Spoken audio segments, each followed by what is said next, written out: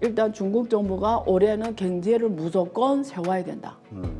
그러니까 전통 산업이 아직도 중요하다는 메시지를 전달한 거예요. 중국은 사회주의라는 걸 잊으시면 안 돼요. 사회주의라는 본질이 공동부유예요. 그렇지. 그게 메타버스 미래 산업의 경쟁력이 떨어질 거예요, 중국 기업들이. 그러면 어떻게 보면 이건 한국 기업사들, 한국 메타버스 기업들한테는 엄청난 기회입니다. 근데 틱톡 이런 거는 웹 3.0 시대의 초입이에요. 왜? 라이브 커머스거든요.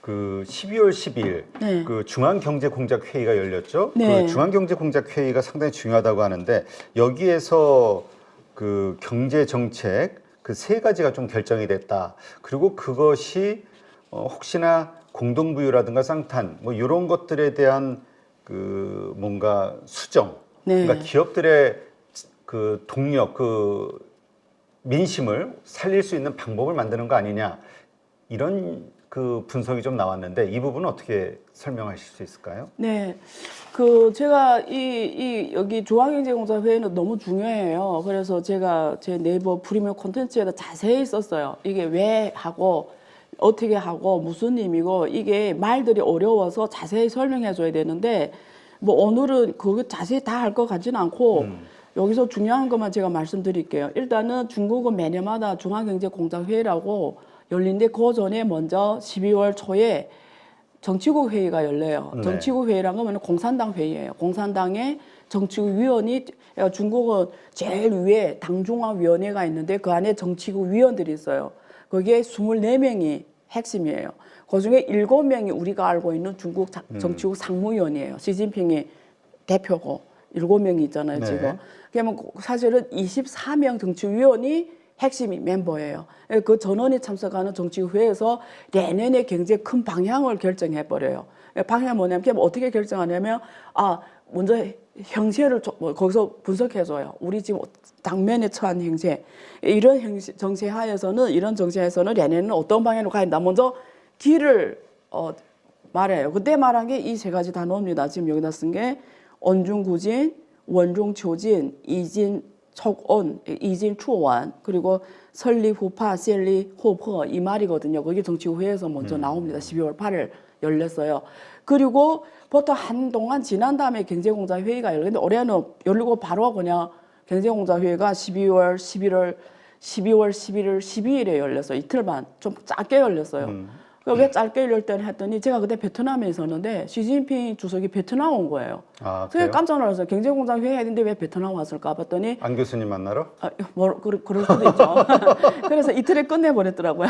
그래서 날 만나려고 왔나 뭐 이러면서 그래서 길이 막 통제되고 이랬는데 그 경제공장 회의에서 나온 내용이 그러니까 원중고지, 이진초, 설리후파를 어떻게 할까? 이게 과제가 쫙 나와요. 이제는 어떻게 할까? 그럼 여기는 공산당뿐만 아니라 각 성의 성장 이런 정부 관료들이 같이 들어와서 참여를 해요. 그래서 각 성별로 알려주는 거죠. 야, 저는 올해는 경제는 이렇게 끌고 가야 돼. 그 다음에 과제를 구체적으로 말합니다. 9대 과제가 나왔어요, 이번에. 9대 과제 나와서 어떻게 해야 돼. 이렇게 나오는데 일단은 그 과제에 대해서 제가 하나씩 설명 안 드릴게요. 궁금하면 나중에 제 거기와 찾아보시고요. 일단 여기서 핵심 단어가 뭐냐면 원중추진은 옛날에 늘 나오던 말이에요. 그러니까 이 말들이 너무 어려운데 안정적으로 안정을 확보하면서 발전하자 이 뜻이에요. 좀 모순이 돼요. 발전하려면 사실 리스크 테이킹 해야 그렇죠. 되잖아요. 도전적이 돼야 되거든요. 그러니까 말이 좀 그래서 중국은 모든 이게 정책 표현들이 예술이에요. 왜 예술이냐? 예술적으로 보지 않으면 앞뒤가 논리가 안 맞는 게 많아서 해석이 안 돼요. 그러니까 그 미묘한 그 균형을 찾아라는 뜻이에요. 나는 모르겠고 어쨌든 발전도 해야 돼. 그렇지만 또 안정을 파괴 안 돼. 이런 뜻이에요. 그래서 원중구징인데 이번 해의 키워드는 두 개 뒤에 껴예요. 이거는 새로 나온 겁니다. 그러니까 이진초곤. 그래서 우리가 새로 나온 게 중점이 있다고 보셔야 돼요. 그래 보면 이 말도 되게 웃기는데 이진촉온 발전을 통해서 안정을 도모해라. 앞에서 뭐라 안전을 하고 안전도 확보하면서 발전해라 이건데 이거는 발전을 하면서 목표가 안전이에요. 목표가 발전은 수단이에요. 그러면 이 말을 어떻게 해석해야 되냐 이런 거거든요. 근데 두 번째 설리 후파 이게 먼저 세우고 나중에 파괴해라 이 말이거든요. 근데 우리가 이런 말이 있잖아요. 모든 거를 우리가 개혁하려면 먼저 거 파괴해야 개혁이 되잖아요. 그렇죠. 먼저 판을 깨야 새로운 게 만들어지잖아요. 근데 이거는 판을 깨면 안 된다라는 거예요. 근데 판을 깨려면 네가 대안이 있고 깨라는 거예요. 대안이 없이 맹목적으로 깨지 말라 이런 거예요. 이거 되게 어려운 말인데 근데 이 말이 왜 나왔냐? 이 말이 왜 나왔냐? 먼저 배경 설명하면 설리 후파 정책이 그때 중국에서 2021년도에 엄청나게 친환경 정책을 펼쳤어요. 그렇죠. 알리바바가 손들어 나섰고 그러다 보니까 동북 삼성은 석탄을 떼서 이렇게 난치 따뜻하게 하는데 난방을 하는데 아니 갑자기 석탄 쓰지 말라 하니까 그 동북 삼성이 그때 기억나시죠? 맞아요. 저 여기 그때. 와서 제가 했는데 막 돌돌돌 얼면서 공급이 안 되니까. 그때 호주하고 또 문제 생기면서 예, 또 생기면서 또 석탄이 더 안 되면서 동북 삼성이 그 추운 동네가 한겨울에 난방 공급이 안 된 거예요. 그러니까 그때 이 말이 나온 거예요. 막 문제가 너무 심각해지니까 시 주석이 야 대안이 없는데 그걸 정제해 버리면 어떡해? 신재생 에너지 하는 건 방향이야. 근데 대안이 없는데 원래 거 파괴하면 안 돼. 그때는 그런 뜻에서 설리 후파 나왔는데 그럼 올해 갑자기 경제공장에서 올해 경제 정책 발표 왜 설리 후파로 했냐? 그게 부동산 같은 거예요. 그리고 지방 부채 문제도 있고 그리고 전통 산업 문제들이 있잖아요. 그렇지. 우리는 4차 산업으로 가야 돼. 우리는 디지털 경제로 가야 돼. 우리는 신재생 에너지로 가야 돼. 맞아. 근데 네가 미래를 가는데 대안이 없이 먼저 다 정리해 버리면 그 일자리 문제 어떻게 해결해? 중국이 지금 일자리 문제 심각하잖아요. 그렇지. 그래서 전통 산업은 일자리를 문제를 해결해서 안정을 확보하는 데 가장 중요하기 때문에 그렇게 맹목적으로 미래를 간다면서 대안이 없이 일자리 문제에 가장 안정적인 공급을 하는 전통 산업을 정책적으로 막 때리고 이러지 마 이런 뜻이에요. 근데 왜 이 문제는 광동성 어디 같은 데는 이게 미래 산업으로 간다면서 기초 인프라 투자 이런 거를 중국에서는 이게 파가웨이 발견 위해서 이렇게 딱 도장 찍어줘야 되는데 승인을 안 해주는 거예요. 해야 되는데 예를 들면 우리는 지금 미래 산업에 돈 써야 된다면서 그러니까 이게 너무 이렇게 갚버리니까 그래서 올해 이게 나온 뜻은 뭐냐면 두 가지로 해석할 수가 있어요. 일단 중국 정부가 올해는 경제를 무조건 세워야 된다. 그러니까 작년처럼 막 이렇게 사방에 위기다 이러면 안 된다라는 거예요. 그러니까 전통 산업이 아직도 중요하다는 메시지를 전달한 거예요. 그래서 일자리 문제라든가 경제 위기를 극복하는 데서 전통 산업을 그러니까 다시 한번 그러니까 막 과감하게 가다가 안 되겠어. 우리는 원래 산업을 계속하고 그게 부동산 경제와 이런 전통 산업입니다. 그러니까 좀 어떻게 말하죠? 원래 전향성을 가던 게 좀 더 안정이 우선이 되면서 오히려 이제는 전통 산업을 막 과감하게 지금 조정하다가 다시 지금 하면은 오히려 공무원들은 이 말에서 대안 없이 하면 안 된다 이게 딱 머리에 박힐 거 아니에요. 그러니까 그래서 이제 우리가 공동부유가 예. 사실 있는 판을 깨버린 거잖아요. 그래서 여러 가지 그 규제들을 통해서 기득권에 손대는 거죠. 네. 예. 그래서 그것으로 인해서 이제 많은 그 관련 기업들의 주가 하락이 이어지면서 그 뭐 투자자들을 힘들게 했는데 요번에도 12월 12일 날 보니까 근데 이 마침 그 중앙경제 이거 뭐죠? 공작회의 이날 당일이네요. 그 온라인 게임 규제를 발표하면서 관련 기업들의 주가 하락이 800억 달러 폭락을 했다. 그래서 근데 문제는 담당자가 해임이 되고 중국 정부에서 재검토하겠다 뭐 이런 이야기가 나왔다는 뉴스들이 들리면서 요거하고 연결하면서 공동부유가 좀 완화되는 거 아니냐 이런 생각들을 하는 것 같아요. 시장에서는. 이렇게 보시면 돼요. 공동부유는 중국은 사회주의라는 걸 잊으시면 안 돼요. 사회주의라는 본질이 공동부유예요. 그렇지. 같이 잘 살자. 나눠 먹자. 그래서 결국 시진핑 주석이 올라오면서 정책 주석으로 올라오면서 슬로건이 공동부유예요. 그래서 이게 그러니까 한국 언론이나 한국 오피니언 리더들이 뭐 공동부유 안 한다 뭐 이런 건 잘못된 거예요. 중국은 뭘 한다 이러면 적어도 10년입니다. 근데 중간에 상황에 따라서 이럴 수도 있고 저럴 수도 있어요. 근데 그거는 명확하게 하셔야 돼요. 중국은 어차피 공동부유 갈 거예요. 그렇게 할 거예요. 그 방향은 예, 맞다. 근데 아까 설리 후파 말한 것처럼 중간에 가는 길은 중국말에 그거 있어요. 중국말로 하면 道路是曲折的, 前途是光明的 이런 말이 있는데 좋은 말이네요. 좀 비웃는 표현인데 해석을 해주면 되게 좋은 말이에요. 미래는 밝다. 근데 가는 길은 굴곡이 있다라는 말이에요. 道路是曲折的, 가는 길은 굴곡이 있다. 미래는 밝다. 그럼 이 말을 여기다 맞추면 미래는 어차피 공동 부유예요. 근데 가는 길에 있어서는 그 등소평이 선불원을 했잖아요. 우리는 공동 부유 갈 거야. 근데 우리는 지금 상황에서는 이러다가 다 굶어 죽으니까 먼저 잘 사는 사람 먼저 잘 살게 하고 같이 그다음에 따이동 괜히 데리고 이렇게 가자 이런 거 그런 의미죠. 그래서 지금 상황에서 설리후파라는 거예요. 공동 부유 버린다? 말도 안 되는 소리라는 거죠. 근데 지금은 설리후파 우선이라는 거죠. 설리후파. 그렇죠. 예, 그런 뜻이고 게임은 이렇습니다. 이게 한국에는 엄청난 일인 건 맞아요. 중국도 똑같죠. 근데 왜 저는 이게 미래를 결정하는 정도로 엄청난 지금 이게 의견 수렴안 준 거거든요. 의견안 하겠다 이건 아니고. 의견안. 예, 의견안이에요. 이래 초안. 그래서 좀 돌려가지고 그다음 어깨를 불러요. 이게 말해봐. 그냥 그 안에 이렇게 하면 어떻게 되겠어? 그렇죠. 그 안에 대화를 하지는 못할 거예요. 근데 어떤 기본 원칙 방향은 안 변할 거예요. 근데 수단이나 이런 데서는 타협과 하면서 이렇게 좀 완화를 하겠죠. 그건 100%인데. 근데 그건 있어요. 만약에 지금 중국 정부는 이 온라인 게임 자체를 갖다가 중국 청소년들을 피폐하게 하는, 그리고 중국의 미래는 이런 게임하는 사람들 앞에서 미래가 보이지 않는다. 그리고 이게 또 여기 빠지기 시작하면 이게 그거 아세요? 그 게임이 있잖아요. 네. 중국에서는 그 게임 하나 설계할 때 이게 전문가들만 아는 건데 이렇게 게임 설명하면 이게 딱 고객이 왔을 때 요 마지막 단계가 가셨는데 이 사람 총 돈을 얼마 써야 되는 게 이미 다 잡혀 있습니다. 그래요? 그러니까 내가 1단계 2단계 내가 만렙 고수까지 찍고 가는데 즐기는데 고수까지 내가 되는데 돈을 얼마 써야 되는 그게 이미 다 잡혀요. 전략적으로. 그러면 중국 돈으로 20만 위안이에요. 한국 돈으로 한 4천만 3,500만 원. 야, 엄청나네. 예.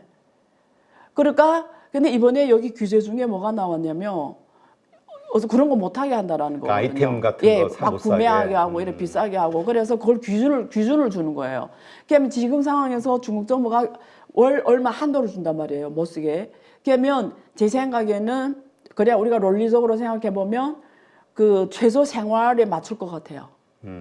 중국 사람 최소 생활 기준. 상해 같은 경우에는 한 2,980원인가 그렇거든요. 위안화로. 네. 그러면 한 3,000으로 이상 못하게 한다지 이런 게 나올 거예요. 3,000이면 한국돈 한 50만 원. 50만 원 차이가 너무 크죠.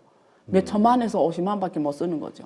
그러니까 그러한 것들이 결국 게임사 하는 인구가 준다는 게 아니라 그 사람들이 지출하는 그 게임 아이템 구매 같은 여기에 제한하는 거죠. 이게 이제 큰 거네. 예, 애들이 게임에 일단 시간을 쓸데없이 쓰면서 공부도 열심히 안 하고 이렇게 피폐해주고 미래의 생각 이런 것도 있지만 일단 돈을 거기다 막 써놓고 막 이러니까 이게 점점 이렇게 마약처럼 빠져들어가면서 소비를 현실에 안 한다는 거예요. 네. 이게 메타버스거든요. 그러니까 사람이 현실은 집안에 잠옷 입고 앉아 만약에 게임 없다고 생각해봐요. 그냥 밖에 나갈 때 적어도 옷을 좀 그렇듯한 옷 살 거 아니에요. 그렇죠. 근데 이게 게임이라는 게 결국 메타버스예요. 메타버스.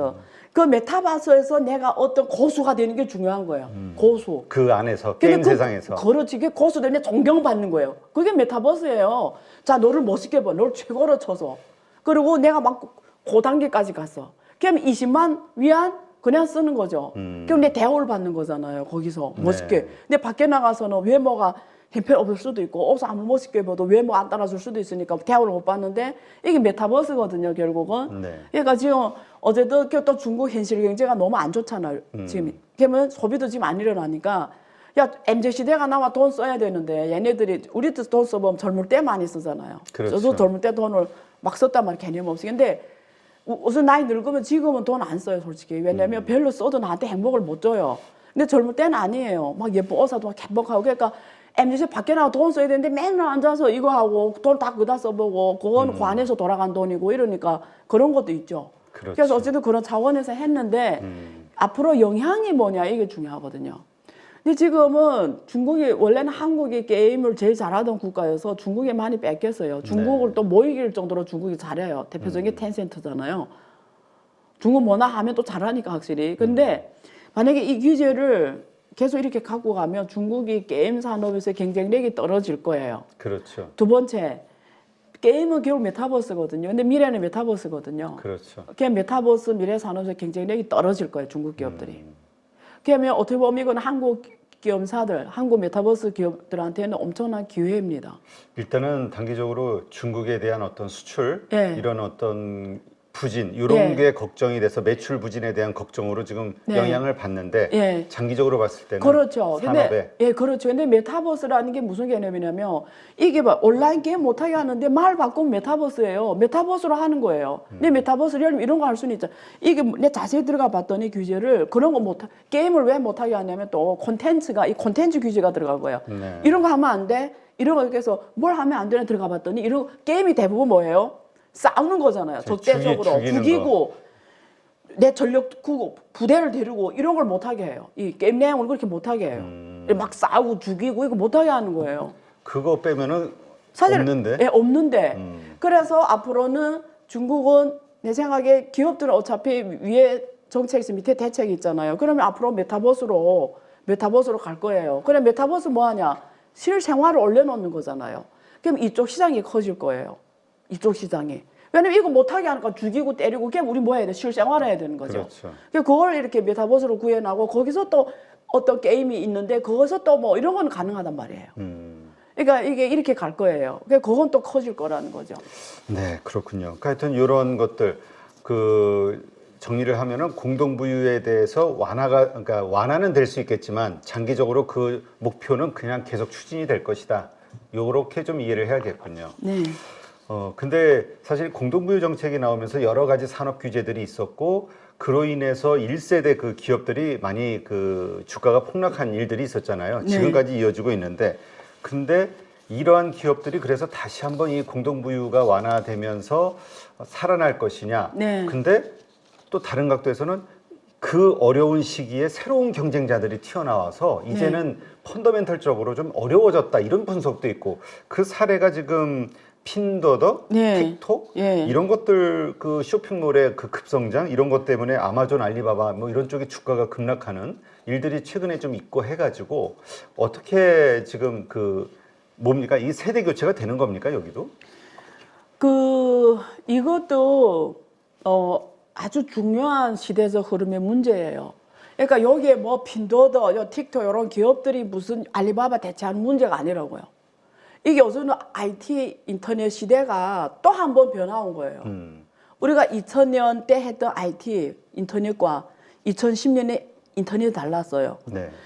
2000년대 우리가 보통 메타버스로 놓고 말하면 그게 우리가 웹 1.0이라 하거든요. 웹 1.0 시대는 뭐예요? 우리가 그냥 인터넷 들어가서 정보만 보는 거죠. 그렇지. 근데 2010년부터 인터넷은 뭐였어요?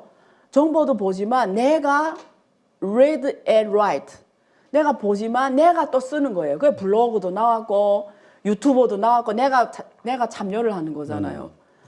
그다음에 지금 웹 3.0 시대라고 해요. 웹 3.0 시대는 내 데이터는 내가 갖고 있고 내가 소유해서 내가 거기서 나의 프로페셔널 내 비즈니스를 만드는 시대가 온 거거든요. 웹 3.0 공유하는 시대가 온 거죠. 순환 경제. 근데 지금 이게 알리바바 그다음에 바이두 그리고 중국의 찡동 이런 거는 웹 2.0 시대의 플랫폼이에요. 그렇죠. 근데 틱톡 이런 거는 웹 3.0 시대의 초입이에요. 왜? 라이브 커머스거든요. 라이브 커머스라는 거 중국에서 어떻게 하냐면 뒤에 공장이 있어요. 공장. 여러분 뒤에 액세서리 만든다. 공장 앞에서 해요. 그냥 공장에서 해요. 그냥 앉아서 라이브로 해요. 이렇게 해서 뭐 말해요. 그러면 거기서 그 상대가 보잖아요. 라이브로 들어온 사람이 난 이런 게 필요해. 거기서 말해요. 그냥 그게 바로 주문으로 들어가요. 그게 뭐냐면 고객 맞춤형 주문이거든요. 그래서 그거 바로 만들어서 바로 당일에 보내버려요. 그래서 중국은 어제는 전체 시장이 이렇게 변해버려서 그냥 제조업이 변하게 돼 있어요. 그러네. 그럼 이 제조업이 어디로 가야 되냐면 제조업인데 데이터가 얹어 있게 되는 거예요. 네. 근데 알리바바나 텐센트, 저기 찡동이나 이런 걸 안 했다는 거지. 옛날 그 토벌 이게 다 옛날 시스템이라는 거지. 쿠팡이나 이런 것들이 사실은 웹 이종공 시대의 플랫폼이었다. 전자상 거래 이커머스라는 거지. 그래서 이커머스가 이제는 웹 3.0으로 간다라는 거예요. 근데 이걸 빨리 하는 기업은 지금 조입이기 때문에 빨리 하는 기업은 시장을 재편을 해요. 제조업까지 다 자기 앞으로 재편해 볼 수가 있어요. 다시 조조. 그러니까 이거는 흐름으로 봐야 돼요. 시대적 변화로 봐야 되는 거예요. 핀도더는 공동구매예요, 공동구매. 그러게 네. 저도 명확한 시스템을 네. 잘 몰라가지고 한번 네. 테스트 실험을 해봤는데 네. 우리는 이걸 하니까 네. 주식 얘기를 하니까 하여튼 그 젊은 그 학생들도 그렇고 테무라는 이 핀도더의 그 앱을 활용해가지고 근데 좀 싼 것 그러니까 같아. 핀도더는 이렇게 제가 정확히 제가 옛날에 성균관대 있을 때 자세히 연구했던 게 핀도더인데 그때 그래요? 논문도 오피니언도 발표했어요. 핀도더는 길게는 만약에 지금처럼 가면 길게 못 가요. 그러니까 적자가 장난이 아니더라고요. 네, 얘네는 모델이 뭐냐 무조건 싸게 팔아요. 싸게 팔려면 그 MD라고 하죠. MD를 사람을 쓸 수 없어요. 다 AI로 합니다. AI로. 그래요. 네. 그래, 사람을 월급을 그렇게 높게 주고 어떻게 그 안 물건을 되지. 안 되지. 그래서 지금 다 AI로 해서 핀도더가 싸게 파는 걸 공략해요. 그 시장을 먼저 장악해 버리겠다는데 저는 계속 요 단계만 머물면 얘네는 못 가요. 근데 틱톡은 달라요. 얘네는 아까 말 웹 3.0에서의 초입입니다. 얘네도 업그레이드 더 해야 가겠지만 그러니까 이게 흐름을 장악해야 돼요. 여기서. 예. 바이트댄스. 예. 바이트댄스가 상장이 되나요? 회사입니다. 예, 예. 네.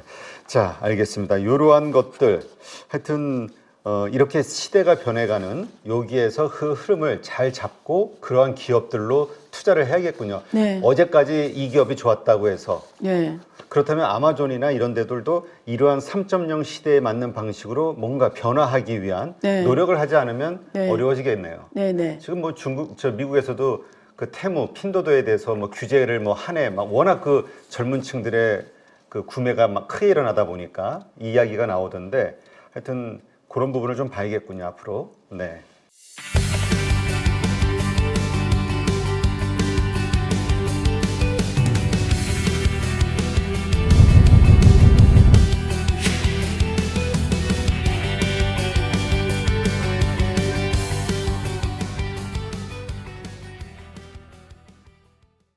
이번에 저 대입장 선생님 집중 단기 매매 스터디를 개설하신다 이렇게 말씀을 들었는데 이게 뭡니까? 올해 1초에 소수 인원으로 단기 트레이딩 과정을 했는데 그 이후에 많은 사람들이 또 언제 하나고 또 언제 또 이런 프로그램이 있나고 문의도 많이 들어오고 그래서 이번에 한번 주로 개인 투자자들이 사실은 단기 매매를 의외로 많이 합니다. 중단기를 사실 해야 되는데 네. 이양 단기 매매를 한다면은 보통 개인 투자자들이 단기 매매를 체계적으로 교육을 받지 않고 하다 보니까 유치원생이 대학생하고 싸움하는 거 똑같죠. 그래서 보통 단기 매매를 하다 보면은 한 95%, 98% 정도는 손실이 나기 때문에 저는 이제 단기 매매를 한 20몇 년 꾸준하게 했기 때문에 저 노하우를 전달해 주면은 성률이 한 80%, 70% 정도 해서 꾸준하게 수익 모델을 만드는 것을 목적으로 하고 있고 개인 투자자는 또 반토막, 또 4분 1토막 자, 그런 분들을 위해서 그 돈으로 내 원금을 찾아오자 모토로 있는 돈으로 원금 찾고 돈 벌자 이런 모토로 지금 할 예정입니다. 자, 그러면 그 라이브 수업을 통해서도 자신이 그 이해하고 있는 게 맞는지 틀리는지 이런 것들에 대해서 이렇게 그 타점을 잡아주거나 하는 이런 일들이 가능한 건가요? 그렇죠. 왜냐하면은 많은 사람들이 밴드를 통해서 자기 매매를 올리잖아요. 그러면은 자기 손실 나는 사람들이 비슷한 자리의 손실, 수익 나는 자리는 비슷한 자리의 수익. 자, 그래서 그런 것을 통해서 이제 빠르게 수익 모델을 만들 수도 있고 또 제가 또 라이브 할 때 자세히 이렇게 설명하기 때문에 계속 매매를 하다 보면은 작은 돈으로 꾸준히 하다 보면은 교육 한 10조 정도 마치면은 홀로 수익이 가능하지 않겠나. 내 있는 돈으로 원금을 찾아올 수 있다 그렇게 생각합니다. 근데 10주 안에 이 초보자들도 지금 말씀하시는 그런 기법 그리고 돈을 벌 수 있는 그 실력 키우는 게 가능할까요? 이제 저는 항상 할 때는 소액을 합니다. 10주 동안. 예를 들어서 10만 원, 또 수익 난다면 한 100만 원 정도 하라는데 보통 교육 과정에서 수익 모델을 만드는데 자기 환경에 맞게 그리고 자기 또 성격에 맞게 한두 가지 기법을 선택해서 반복적으로 하면은 결과가 굉장히 좋게 나옵니다. 모든 기법을 할 수는 없죠. 대입장이 뭐 공매도 기법, 종가 매매, 시초가 매매, 자사주를 이용한 매매, 공매 다양하게 하지만은 그것을 자기 환경에 자기 원금에 맞게 선택해서 한 10주 동안 한두 가지 기법을 반복하면은 결과가 굉장히 좋게 나옵니다. 정말 이렇게 장담하시는 것처럼 그 돈을 잃으셨던 분들이 주식으로 다시 그 원금 회복하는 게 그 대장 선생님의 기법을 배우고 예. 실력을 키운다면 가능할까요? 앞에 교육생 100명 중은 내 원금 한 10배 정도 번 사람도 있습니다. 그래서 워낙 대입장 기법 자체가 단순하다 보니까 시장에서 그것이 통한다면 계속 통할 가능성이 많죠. 그래서 조금 원금만 올라간다 보면 특히 단기 매매는 회전율이 좋기 때문에 빠른 시일 내에 수익 모델을 만들 수 있고 수익 모델을 만든다면 원금을 찾아올 수 있다 봅니다. 네, 감사합니다. 감사합니다.